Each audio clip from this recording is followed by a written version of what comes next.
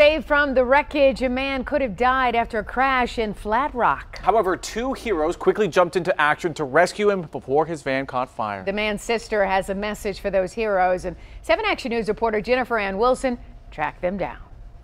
This woman tells me that she lost her mother and her sister recently, and she almost lost her brother right here in a fiery crash.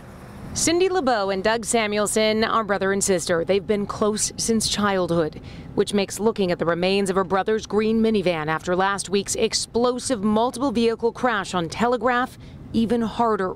And Cindy even more grateful to two men she's never met. Well, they saved my brother's life. It hadn't it been for them, my brother would probably be dead right now. Cindy wants to find the men who pulled her 56-year-old brother from the flames. He couldn't get out.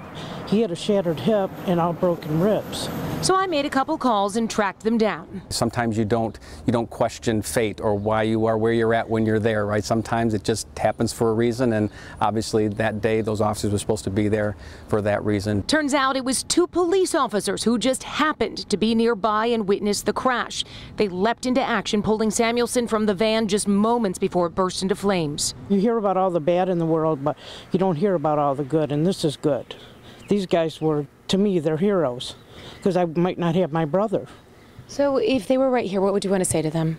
I want to thank them.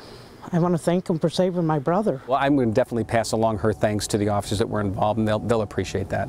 He's still in the hospital being treated for his injuries, but he's expected to fully recover. In Flat Rock, Jennifer Ann Wilson, 7 Action News. Well, thank goodness they were there. Right place at the right time. For sure.